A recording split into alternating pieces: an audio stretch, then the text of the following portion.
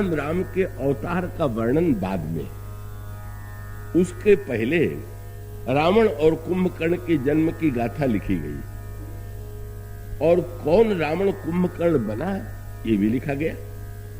इसका उद्देश्य पहले रावण और कुंभकर्ण का वर्णन एक विशेष उद्देश्य से किया गया और वो उद्देश्य ये है कि भाई यह कहा जा सकता है कि जब भगवान अनंत है, अनिर्वचनीय है, तो भगवान के गुणों का वर्णन ही क्यों किया जाए, भगवान की कथा कही ही क्यों जाए।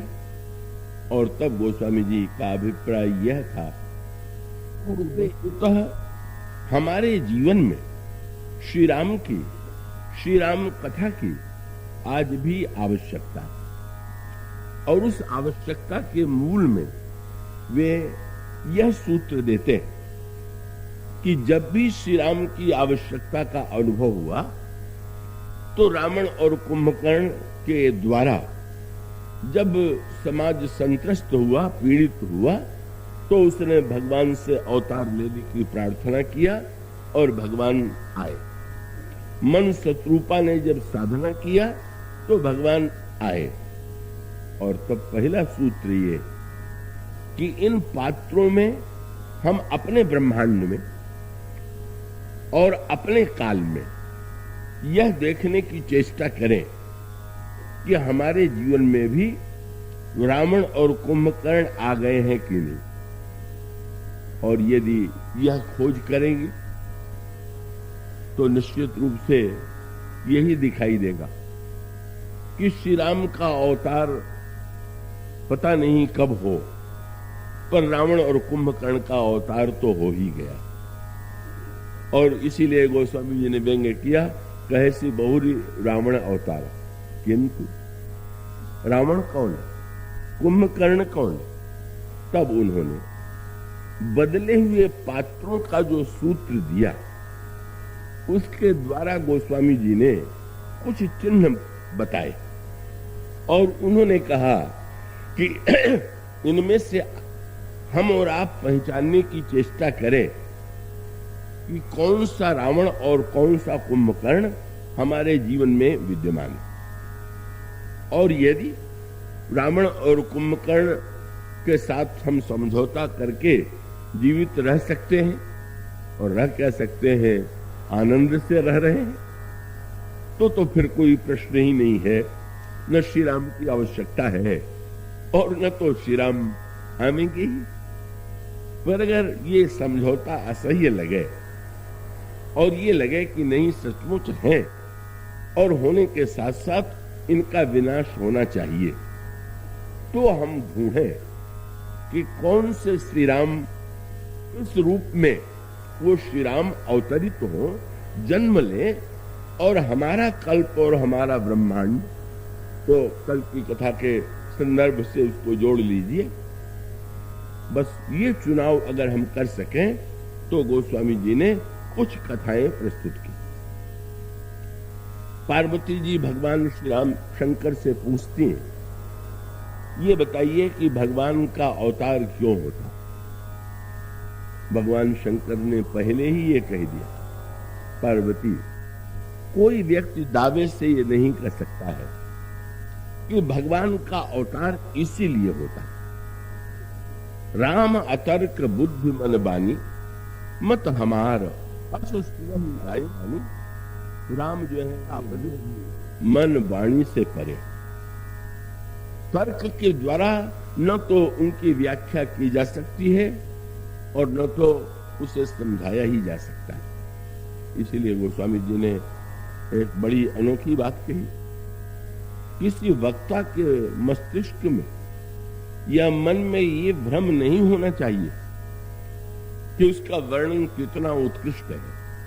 आपने वो पंक्ति पढ़ी, गोस्वामी जी कहते हैं, जब भी कोई व्यक्ति बोलेगा तो जो बोलेगा उसको बुद्धि संगत बना के ही बोलेगा।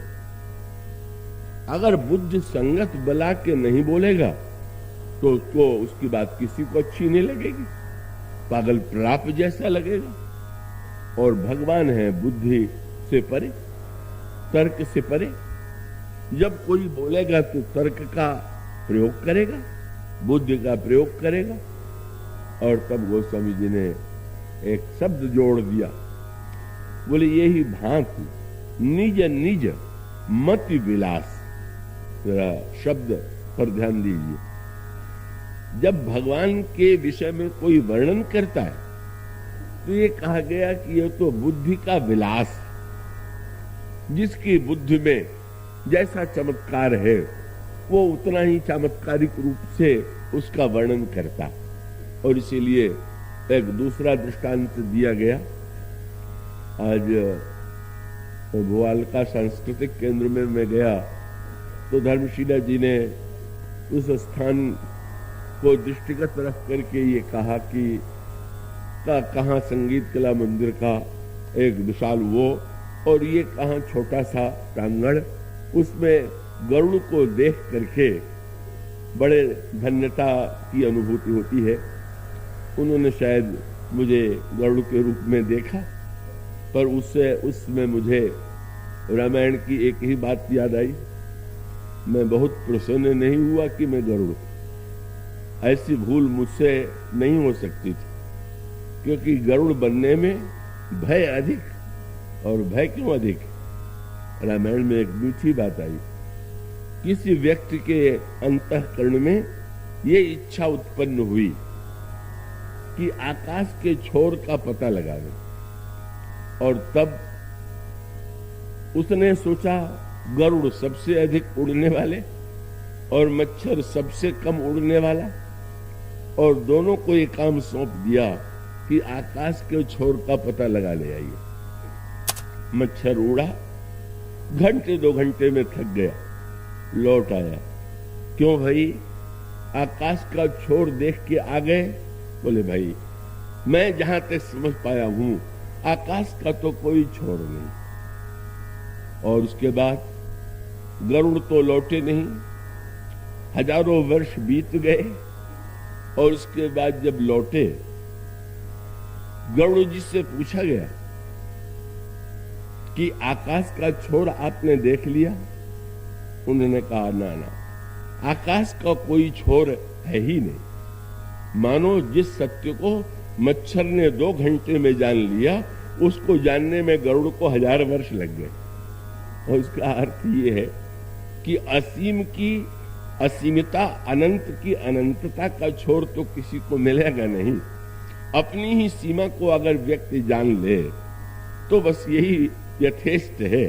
और इसीलिए रामायण की वो पंक्ति आपने तो पढ़ी होगी, गरुड़ जी से कुसुंडी जी ने यही कहा, तुम ही आदि खग मसक प्रियंता, नभ उड़ाई नहीं पावही अंता, तिम रघुपति लीला अवगाहा, तात कबहु को पावकी था। गरुड़ जी आपसे लेकर के मच्छर तक आकाश में उड़े, पर आकाश का छोर नहीं मिलता है।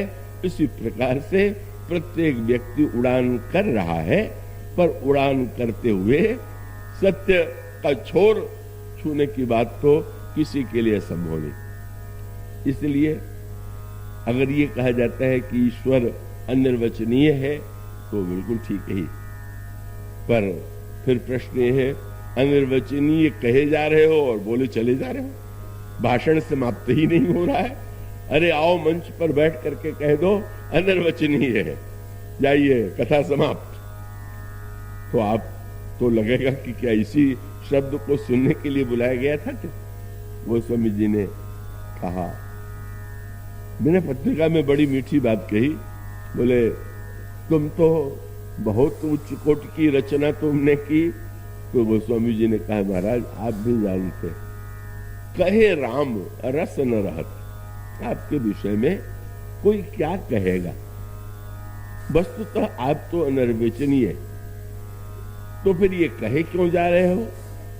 तो और मीठा वाक्य जोड़ दिया, कहे राम रस न रहत, पर कहे बिनु रही न परत। क्या करें, अगर आपके विषय में न कहें तो फिर औरों के विषय में कहें। आपके विषय में अगर वाणी का प्रयोग न करें तो संसार लोगों के गुण का वर्णन करें। या उससे भी अधिक बढ़ करके संसार के लोगों के दोषों का वर्णन करे, यही प्रवृत्ति होती है।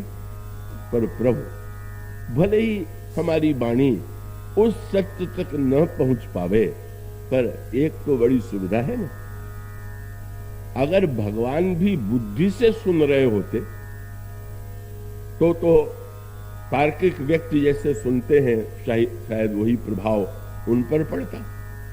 एक व्याकरण के पंडित सुनने गए और जब किसी ने पूछ दिया आपको कथा कैसी लगी, तो उन्होंने ही कहा कि आज पूरे 1 घंटे में वक्ता ने 32 बार अशुद्ध व्याकरण का प्रयोग किया।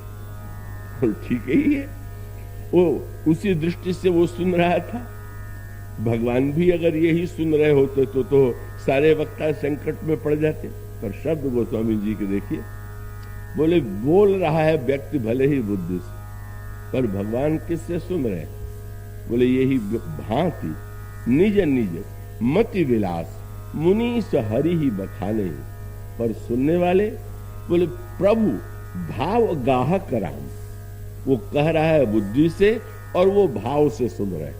और ये सबसे बड़ी सुविधा की बात है कि वो शब्द और व्याख्या पर ध्यान न दे करके वक्त का भाव ऐसा है, भाव का रस ले रहे हैं। और भाव का रस ऐसा रस है, आप हलवा कोई बना करके खिलावे आपको स्वाद आवेगा ही, पर छोटे बच्चे खेल खेल में का बर्तन खरीद ले आते हैं और उसमें छोटी कढ़ाई पर मान लीजिए वो बालू को ही इस छोटी कढ़ाई में डाल करके और थोड़ी देर में आपके सामने ले आवे और ये कह लीजिए पिताजी हलवा, तो आप क्या उसको डांटेंगे कि तुम इतने झूठे हो, लाए हो बालू और नाम दे रहे हो हलवे का? आप भी यही नाटक करके दिखाएंगे, वाह वाह कितना मधुर हलवा। और इसका अर्थ ये है आपने बच्चे के शब्द पर ध्यान नहीं दिया, बच्चे की भावना का रस लिया, भावना का आनंद लिया। इसी प्रकार से गोस्वामी जी कहते हैं हमारे प्रभु इतने उदार हैं कि जब वो सुनते हैं तो प्रभु भाव गाहक का राम परम कृपालु सुनी सुख माने। वाह वाह, तुमने इतना सुंदर वर्णन किया, क्या तुम्हारा मधुर वर्णन है। मानो इस अनंतता और असीमता में ये एक सूत्र है, श्री राम किंकर